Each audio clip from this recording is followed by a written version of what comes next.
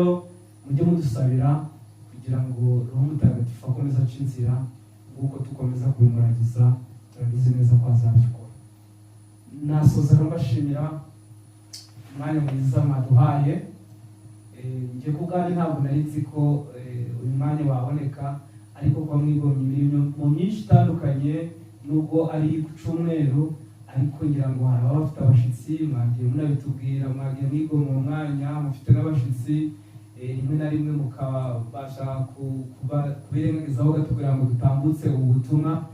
Turagushimiye umwanya wawe waduhaye, kandi ndabizi uratuzirikana, ni ukujya ukomeza kudusabira, natwe tuzajya dukomeza tubasabire, kandi ubutumwa bwiza mwagijwe mwahawe mukomeze buzaba bageze ku butagatifu, nguko uyu munsi ari icyumweru cy'abatagatifu bose, umunsi mukuru w'abatagatifu bose.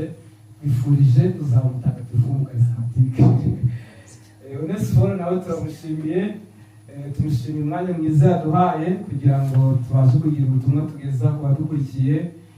Turagushimiye kandi uyu mwanya wigomwe Nyagasani aguhembere, nawe ibyo wigomwe nubwo utari ubirimo ariko birushaho gutungana, kugira ngo Nyagasani akomeze agufashe, kandi nawe ndabizi ujye tuzirikana, ujye ukomeza udusabire kugira ngo ibihangano bikomeze bigere ku bantu bose, ibiganiro bikomeze bigere ku bantu bose, kugira ngo inkuru nziza ikomeze yogere hose.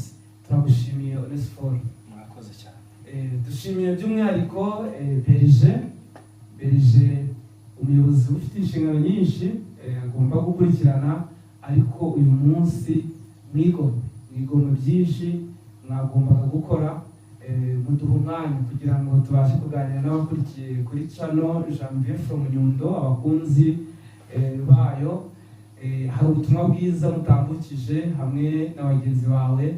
Turagushimiye kuri uyu mwanya mwiza. Ni amateka kandi Nyagasani azabikwibukireho, kandi ubatanze urugero rwiza rw'umuyobozi mwiza, nuwegera abayoboye kandi ubufasha bwose bamusabye akabutanga. Ubu butumwa rero mutambukije ngira ngo ntiburi bubure abantu benshi bufasha, kandi bakaguma mu mwanya neza, niba ari abakarismatike bakabigumamo neza, niba ari abavuguruwe basenderezwa bakabibamo neza, niba hari n'abandi batari abakarismatike turahamya ko hari imbuto cyangwa se turahamya ko hari umusaruro turibone kuri uyu munsi. Ubwo rero ubutumwa bukoze ku rwego rwagutse, namwe turabashimiye nyakubahwa Berije, rwose Imana ibahe umugisha.